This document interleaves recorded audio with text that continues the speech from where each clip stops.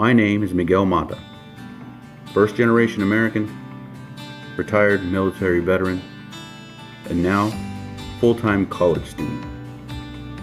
In my lifetime, I've come to meet people from all walks of life, from every corner of the country and most parts of the world, and what I can tell you is, everyone has a story.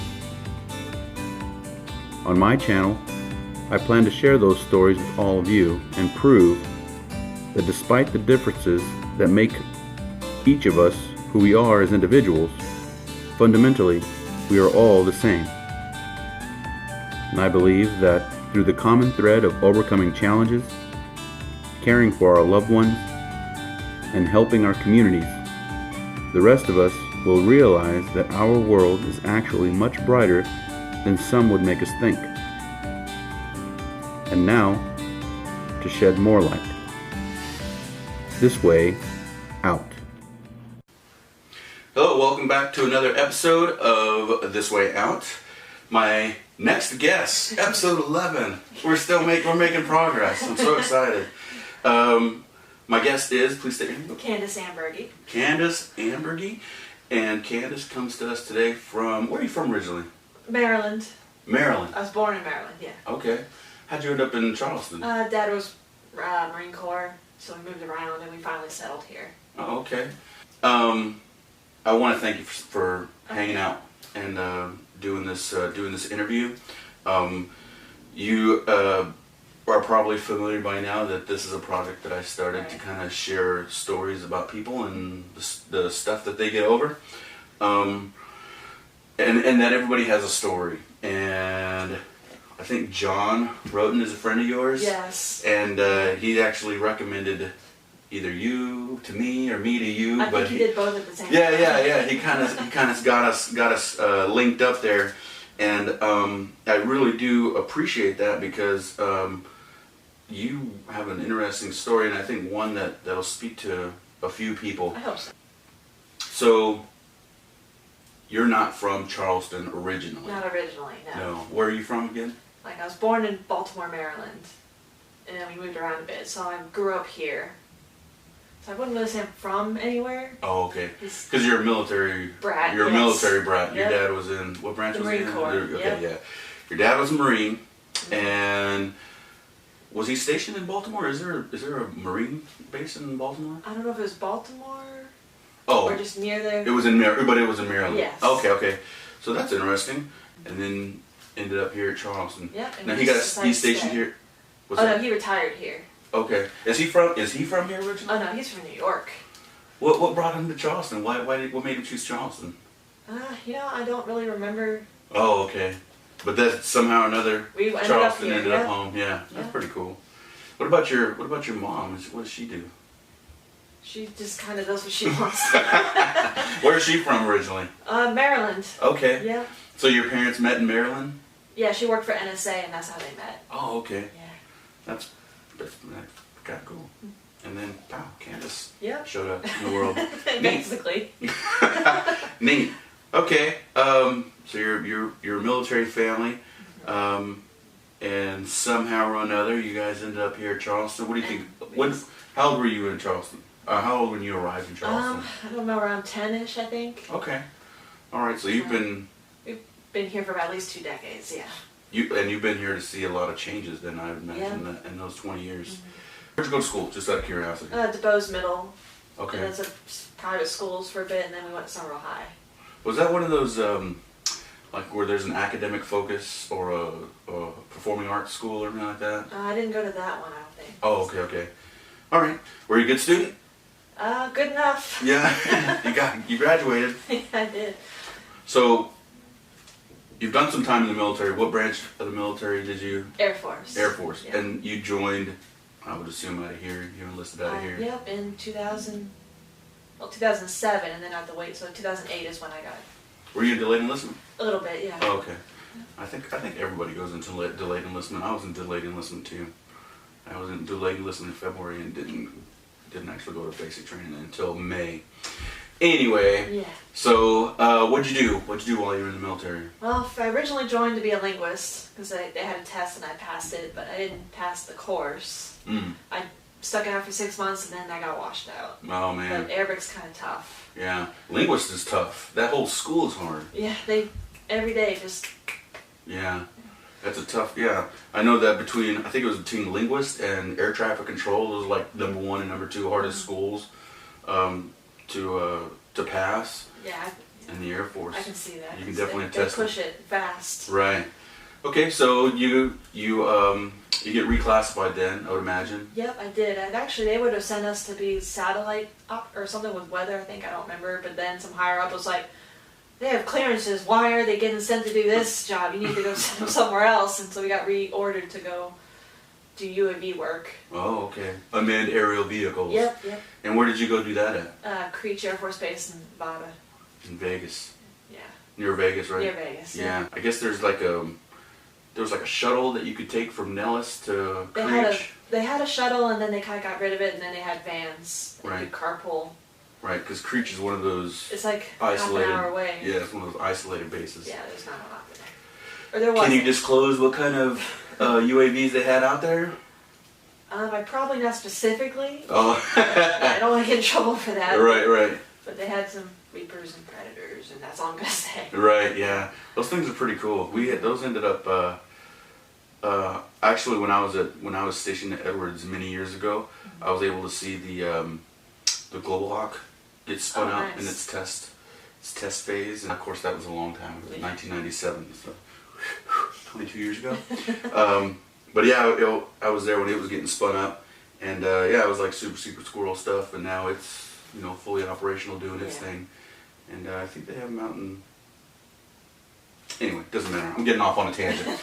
Let me ask this question. Yeah. Your folks, are you pretty close to them? Yes. You guys are close, right? Yeah, we're pretty close. You got any brothers or sisters? Just one sister. Her name's Megan. Okay. Yeah, she's watching my daughter for me today. Oh, okay. Did she join the military at all? No. Yeah. She thought about joining Marines, but then I think she had asthma, and so they didn't accept her. But she went to the Citadel. Oh, okay, right on. Yeah.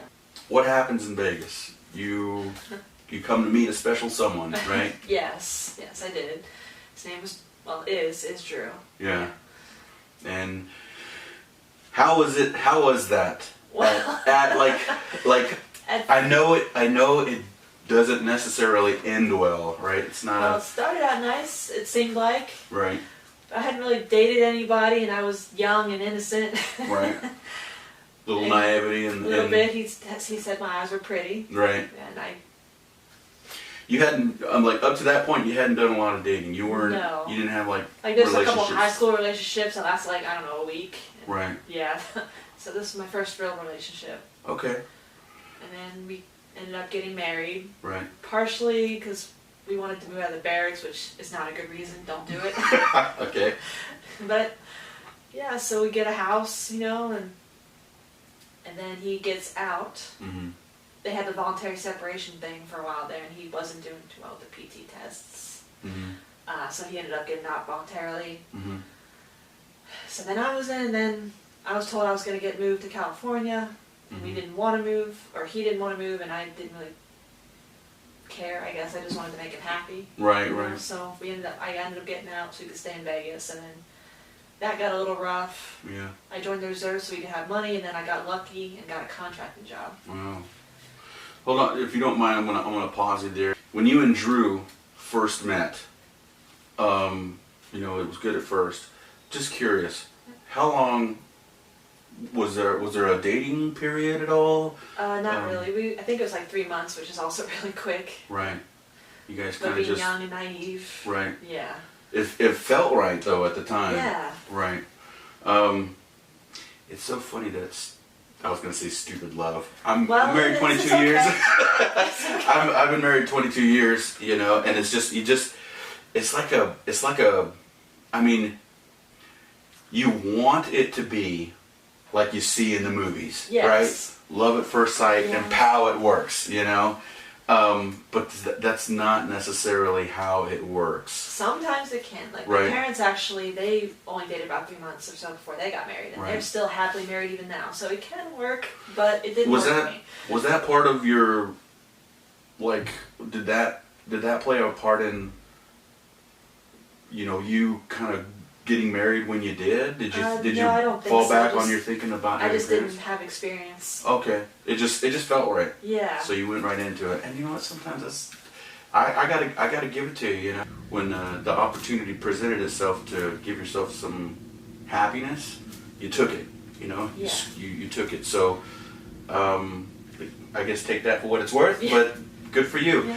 Although It didn't work out. it didn't necessarily work out. Okay, so you said, you know, he had to get out, or he chose to get out. He chose to to be discharged. He chose to separate from the military. You had an opportunity to PCS, but you chose to stick around with him. Yes. So, and which makes sense. You want your marriage to work. You know, you wanted your marriage to work. He was happy where he was, and I wanted him to be happy. And Right. Did you want to go though, or was it all about his happiness? it was kind of about his happiness. Like, he had a life Right. there. I didn't have a lot of friends. Like, my Oh. friends were his friends, so I didn't have anything really keeping me there. But Right. like, I wouldn't have I been see. going. Yeah. I see. But he wanted to stay, and I was like, okay, you know. You got out and went into the reserves. Yes. Okay, you got out and went to the reserves, and then when you did get out and you joined the reserves. It was kind of an act of desperation. We weren't, like, he had a job at this event company, but he wasn't making a lot of hours. Like, the pay was good, but without a lot of hours, it doesn't matter. Right. So it wasn't enough to support us. So I ended up joining the reserves, Mhm. and then I got paid for the 5 weeks. That was kind of a rough time. Mhm. Like, I went out to Arizona for 5 weeks to do that, Mhm. and like, we were so broke that he accidentally bought like paper towel instead of toilet paper, and he had to use that while I was Right. gone. Right.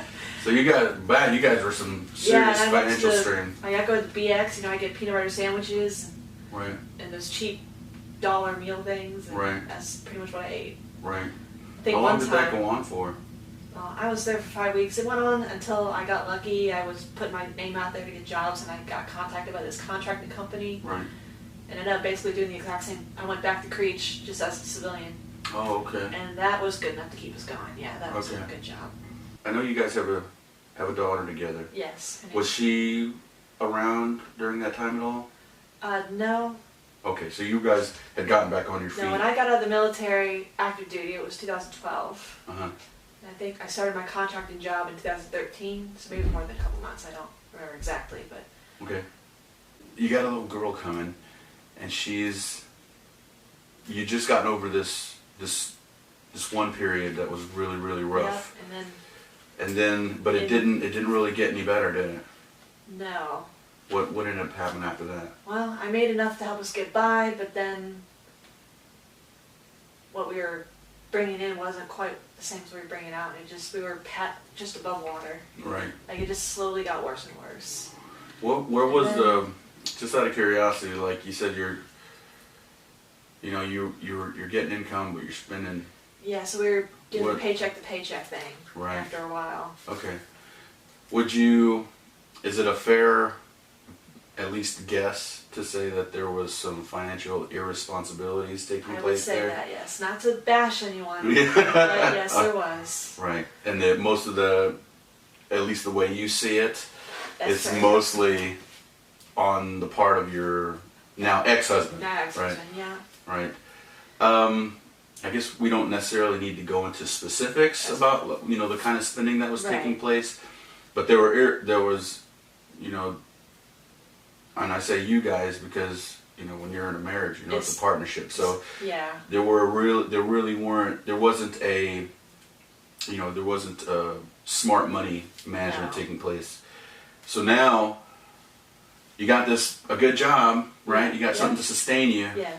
You guys are not on the same page as to how to spend the money. Yes, that's true. So, what happens? Well, I found out I was pregnant, I think early 2014. And it was a little late, so I was a little slow to figure that out. I was just at work one day and I kind of realized, oh, hey, some of these things are added up to pregnancy, you know. So I finally got home and I took the test and it came out positive, of course. Mm-hmm. So now you got that. Yeah. On top of the other stuff. And I was kind of mean to my poor ex-husband, but he and his friend were playing like WoW or something, and I kind of Right. ran out of the house. I was like, honey, I'm pregnant. Yeah. He's like, what? He's like, oh, hold on a minute. You can't just bring that on me. Yeah. Was it good news for you? Like, yeah, were you, just after we you were got over the excited? shock, I just kind of blurted it out. You know? Yeah. So you were excited. Yeah. Yeah. So you got a kid on the way. Do things get better financially? And no, not really. Oh, okay. Like, I'm still making enough to keep us going, but Right. Drew's not getting a lot of hours and Right. not bringing a lot of money in, so like we're paddling above water, and then we have to factor in all the, you know, baby stuff you have to get. Right. My parents really helped us out with a lot of that, especially my mother. Right. She came out to visit us a couple times, and she was there when I gave birth to her. Right. Was your husband trying? Was he? Did it seem like he was trying at least? I mean, I'm not like, once again, I don't want to turn this into a husband bashing thing. Right. But in your opinion, did it seem like he was trying, or he was doing enough? Did he? What did it seem like at that he time? didn't really change anything that his patterns of behavior and what he did. He didn't really change any of that because I guess he was like, well, if we're making enough to pay the bills and whatever, that's enough. But it's not. Right. It wasn't. Definitely And wasn't. life happens, and if you don't have money saved up, you're Right. So that was, I'm sure that was creating a lot of anxiety and stress for you, because did you feel like you were like the only one, you know, who was taking this situation seriously? kinda, yeah. Right. What it sounds like to me is like there was a change taking place, right? Which makes sense. You know, it happens a lot. At least the way I understand it, when women become pregnant, they got another life to be responsible for. Yes. A change takes place, you know, and the mindset changes, right? And that doesn't always happen with guys, right? Yeah. So maybe that's what you were experiencing. It's like, look, man, we got this big thing that's getting ready to happen, and you're not, you don't seem to be taking any steps. No, like I stopped, you know, spending money more than I had to, and he didn't really stop doing what he was doing. Right. And I wasn't confident enough to tell him he had to knock it off, you know, Right. to take charge. Is that something that you've dealt with, you know, that confidence thing? Has that always been something for you? Yeah. Or is it something just with him? I don't think it was just with him, but like I said, that was my first relationship, so I didn't know like how to discuss. Right. He wasn't the best at it either, so. Right. I think you ended up going home, right, Yes. after a time, and I'm glad that you did that, because I'm listening to you talk, and there's just, you know, you were young, you were inexperienced, both of you were young, and both of you were inexperienced, and you got this big thing going, and you're basically all by yourself, and still in Vegas, right? Yeah. Did you have any support, any friends, anything like that out there? I did not really. Really? And like you knew people from work, but I didn't tell them about it. Right. You were keeping it in-house. Yeah. You were keeping what's at home I stays didn't at really home. have anyone to talk to about it, yeah. Right. So I bet that had to be hard. I mean, goodness gracious. How did you, okay, so it sounds like, you know, there was pressure building, you know, it had to be. And it got pretty bad, actually. Right. Like after we had her, and it just got stressful, and I stopped like leaving the house except to go to work. Right. And I kind of stopped taking care of myself except to go to work, you know. Right. I'd be Skyping my mom and my sister, and they kind of noticed that something was wrong. Right. So she's not showering like she should be. You It's a just very low stopped point. taking care of yourself. Yeah. You'd gone into a depression. Yeah. You'd gone into a depression. Like I did what I had to do at the very lowest level, you know, for me and for her. Right. Like I feed her and everything, but yeah, Wow. it was a low point. How did you get yourself out of it? Well, my mom actually rescued me, so to speak. Mm-hmm. Like she kind of knew we were just paddling above water, and so she and my dad said, "We'll buy you out of your apartment lease. If you come back home, you can get back on your feet Mm-hmm. and everything." And Drew didn't want to do it at first because he's like, "You're making good money," which I was, but you know. Yeah. Yeah. Yeah. Okay, I almost went into it, but go ahead. So it was around that time we were planning to move back. His mom got cancer, or they found out she had cancer. So we decided that he would go to her place in North Carolina and stay with her. Mhm. She was not doing well at all. And Kendall and I would go back to my parents, and then he'd join us at some point. So Mom flew in. You know, they bought out the lease with the apartment people, and Mom flew in and helped me pack up stuff, sell other stuff. We donated a lot of stuff to the Kidney Foundation. Mm-hmm. and then we flew back to South Carolina. Mm-hmm. And he sold the other car we had, or he drove the one car. We had 2 cars. He sold the one car somehow. I'm not sure how he did it, because somehow he didn't get a title. I don't know. But he sold that car and drove the other car to North Carolina, and then we ended up picking it up later, and I sold that. Or we had my dad help me sell it so I could get a car. Okay. That was a bad financial decision, honestly. Like, we bought this Honda, and we didn't have the best credit or whatnot, so the interest rate was insane, and then it got underwater, but my dad is really financially savvy, so he helped me get out of that. Excellent. Yeah. Yeah. So now, at this point, your husband is in North Carolina, and you're in South Carolina. Yep. And you got a baby girl. Yes. How old was she at this time? She's 4.5. No, but at that time. Oh, at that time. She was I'm sorry. Not even a year old yet. She was about 6 or 7 months. Okay. We had a hard go of that, too. Like, when she came out, she wasn't breathing, so I had to do CPR, and that was scary. Yeah. And then she got a pneumothorax, like an air bubble, so Uh-huh. she had to stay in the ICU for like a week until they got that sorted out. Wow.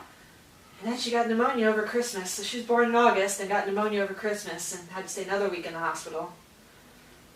Goodness. Yeah. Wow. I'm going to do a real quick recap. Okay. You're active duty in the military Yep. in Las Vegas. Mhm. You meet this guy.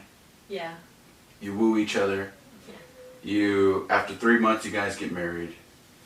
But between your youth and your inexperience, it just kind of falls apart. Yeah. Mostly hinged around financial issues. And communication. And communication. Yes. Yeah. Well, what's an example of communication, if you don't mind? I don't Can mind. you share something? Like, I'm probably going to get in the bashing territory again. I'm going to try not to feel this way of not taking blame for anything. Right. Okay. So, like, Right. one of the things he'd do, like, I'd fuss about, the house is kind of a mess or whatever, and he'd say something like, "My old house doesn't get clean unless I clean it," but he never cleaned it, so it's just, somehow he ended up turning everything back on me, and I didn't realize what he was doing. Right. Because yeah. Okay. So, and you didn't exactly know how to talk through that. Or how to counter that, yeah. I was, Right. Right. Okay. Then that makes sense. That's actually, I think that's a problem that most married couples have, and I can definitely attest to. I can speak to the fact that even my wife and I, who've been married for over 20 years, yeah, and happily. we still bicker. Yeah. There's still those things that are like, Yeah. how, what did she tell me the other day? She told me, like, how are you still leaving cabinet doors open, right? And she just get through the roof ticked off. We are not young, and we still have issues. So it's mostly inexperience. Yeah.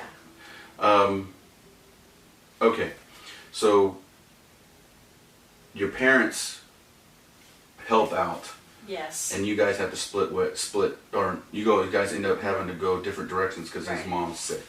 Yeah. Okay, so now your daughter's less than a year old. You're here in South Carolina. What happens Yes. next? Well, after about a month, like, even just hearing that they were going to take me back or I was going to go home, it just felt like I could see the light at the end of the tunnel. Oh, okay. So when I got home, everything was different, and I was happy for, like, first time in a while. Mm-hmm. And then I just realized I didn't miss him at all. I was like, I'm just 100 times happier by myself. And Right. so I called him about a month after we got back, and Mm-hmm. we were talking, and I said, I want to separate. And he's like, oh, we are separated, physically. I was like, no, I mean legally. Mm-hmm. And all he said was, if that's what you want, if that's what makes you happy. Right. That's You didn't it. put up a fight. Nope. Like, I think at some point he called, he was like, hey, there's this marriage counseling thing we can do. And I said, I kind of stopped him at this point, so I was like, okay. I said, you set it up and I'll go, and I never heard about it again. Right. But yeah, that was it. He didn't fight me on that one at all. He fought me on the child custody though. Right. But So you, how'd that end up working out? Did you file for divorce?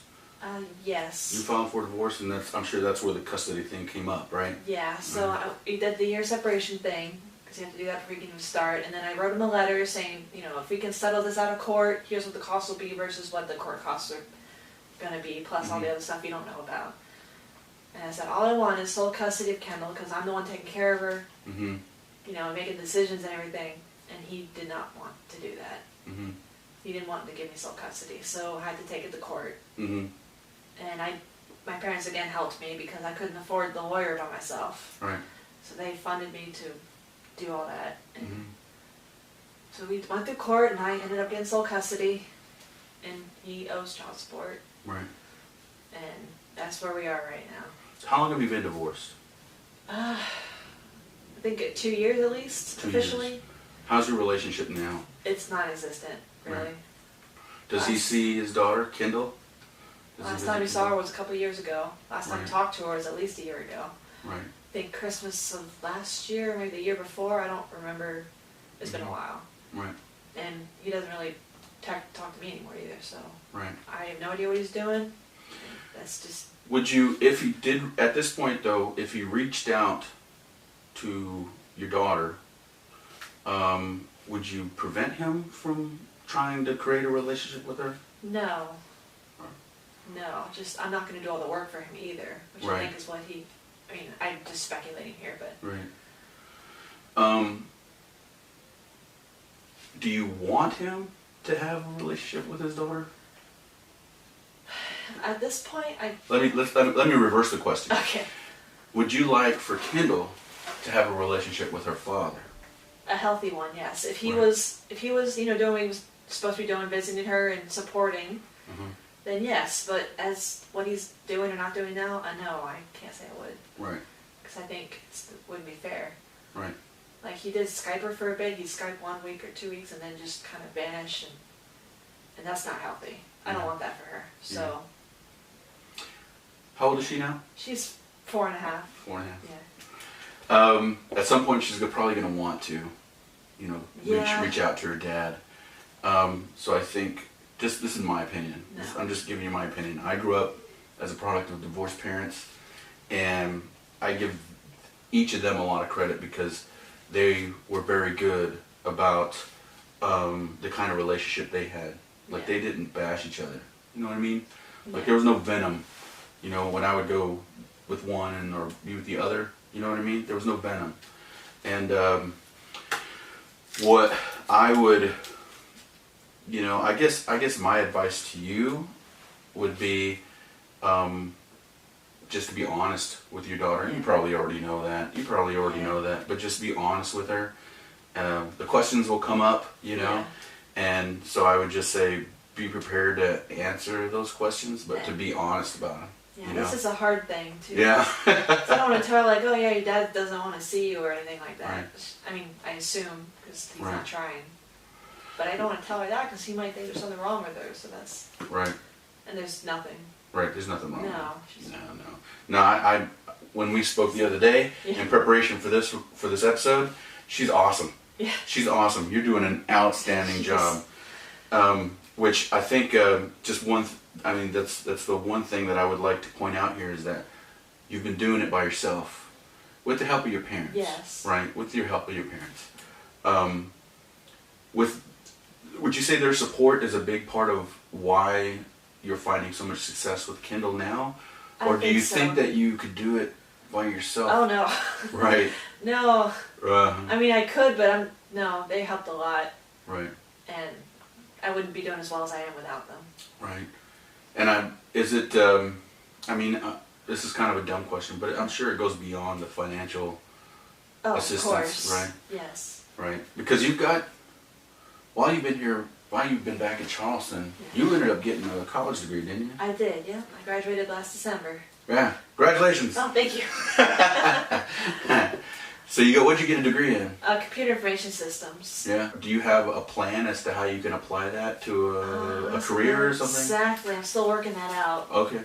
But like right now, I'm good. I have a job that pays pretty well, so Yeah. I have room to figure it out now. Right. Was it there was a bachelor's degree you got? Yeah. Okay. Well, I can tell you that from my transition out of the military when I retired, tons of employers seem to just be looking for that 4-year degree.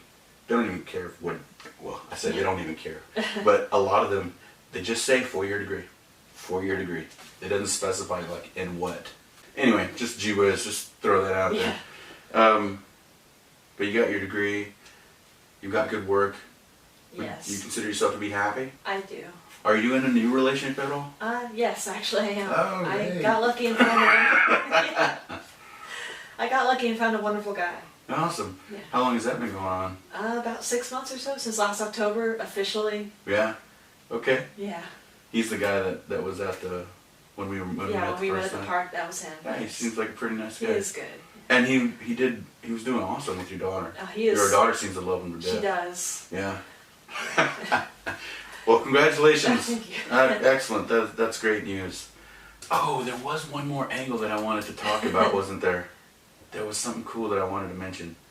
You found out, you learned something about yourself while you were active duty. Yes. What was that? Well, I'm pretty good at fitness and stuff. Yeah. Yeah. I never worked out or anything, but You weren't an athlete in school or anything like that? not really, no. No. But when you joined the military, when you joined the Air Force, you found out you had a knack for it. Yes. Okay. We had to do that 1 week of survival. I don't remember what they called that. Yeah. In BMT, but we had the obstacle courses, and that was fun. Yeah. And you've kind of kept that up when you learned that about yourself? Yeah. So in what way have you kept that up? Well, I mean, I do Rugged Maniacs. Yeah, what is that? That's an obstacle course 5K. It's called a mud run. They do it every March. How many times have you done that? 3 or 4 by now. See, that's what I'm talking about. Yeah. That's what I'm talking about. So you started doing Rugged Maniac, and as a result of how you were introduced to fitness in the Air Force. Obstacle courses, Right. especially, the climbing things and running. Yeah. I like Okay, it. that's what it was. I figured it out. Thank you for reminding me. Okay, so you get introduced to fitness, and it was obstacle courses that you were into. Especially, yes. Right, obstacle courses. Yeah, those are most fun. How did you get introduced to Rugged Maniac? Well, I found it on Facebook, I think. Yeah. And I ended up doing it the first year. I had a friend who lives out in the West Coast now, but he flew over to come do it with me, and we dressed up like Star Wars things. And, Right on. and we did it, and it was really fun. Yeah. Is it hard? Well, this last time I did it, but I haven't been working out lately. Right. So I did it, though. Right. But the first time you did it, was it hard? No. Okay, so it's not real challenging? Some obstacles I couldn't do, they have these rope or rings over a water, and I'm not high enough to reach them, so I just ended up jumping and falling in and just swimming out. But Right. But you have tons of fun. yeah. And it sounds you can get in costume. That sounds fun. Yeah, this one year, some friends and we had yellow tutus and black Batman t-shirts, and that's what we did. Awesome. Well, that's cool. That's awesome. I'll tell you what, Candice, I'm glad that you seem to be very happy now. Yes. But it's been a learning experience, It I would has. imagine, right? I'm sure it's fair to say. Yeah, that's fair.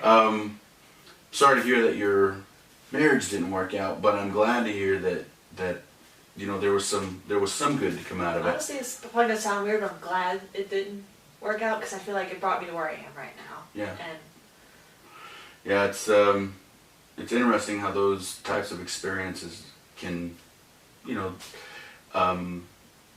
end up where they are, like where you're at right yes. now. When I tell people that I don't have any regrets, right, it's because I'm happy with my situation now, Yes, right? exactly. That's how I feel. When you say when people ask you if you could go out and do it again, would you do it different? And my answer is no. Yeah. Never would do it different because the dominoes, if you will, Yes. get set up a certain way, and this is where they land right Yeah. now. So I'm happy with the situation, Mhm. my situation, and I'm sure this sounds like Yes. you agree. I do. One last thing. So this is how I like to conclude my interviews. You've got an audience, an opportunity. Okay. If there was one piece of advice, one thing that you always wanted to share, right? Something that you would want to share, what would that one thing be? Well, I guess just try to make yourself happy. Be happy with yourself before you try to find someone else. Mm-hmm. Be a whole person before you try to be with someone else. I think is what. I don't know how to put that, Right. but because if you're trying to find someone else to make you complete, it's not really gonna work out. I don't think. So Okay. just I think I understand what you're saying. Yeah. Because that was part of the problem that you had whenever you were married. You were trying to please your husband, but you weren't happy for yourself. So you were trying to find happiness through his, and it wasn't working out. Yeah, and I also know some people, some friends of mine that want to find someone, but I tell them, I'd be like, just be happy with yourself first. Right. Find out what you want, what you like, and then worry about. And I feel like you figure that out, that someone will come to you. Right. That's good. That's actually very good advice, because I think we all know somebody who seems to go out of their way to get into relationships because that's what they believe will make them happy. And when they find these relationships, they end up still being unhappy. Yeah. So that unhappiness might be what you're talking about, where they got to start with themselves and figure out what it is in themselves that's going to make them happy, and then find somebody. Yeah. So I think we helped each other out make that point. So I'd say that's a very good piece of advice, and it came with some life experience. Yes, it did. But you made it. And here you are. Ha ha. Yes, exactly. Candice, I appreciate you doing this. As you know, this is a project I started a few months ago, and I feel pretty strongly that there are a lot of people who experience problems, but a lot of those problems are similar, and I think that with this project, it might help somebody who've gone through similar issues. Yeah. So I think you've been a big help, and what you've shared is going to help somebody else. Okay. So I appreciate you sitting down and talking to me. Appreciate you sitting down and talking with me. Oh, thanks for letting me thanks for having me. That's what I meant to say. Yeah, absolutely. This has been another episode of This Way Out. Appreciate you tuning in. If you liked this video and you want to see other videos or see future videos, please click subscribe, like, comment, share, hit the little notification bell so you can see those future episodes. Once again, available on Facebook and Instagram at thiswo.light, THISWO, thiswo.light, and on Twitter at thiswo_light. Also, you can go to my website to see blogs and feature articles at thiswo-light.com. All those thiswos, underscores, dashes, dots, and sorry, wow. But if you go to any one of those places, it should connect you to any one of the other places. But thank you for tuning in. Thank you, Candice, for being here. Thank you very much. Thanks for sharing. We'll see you guys later. God bless.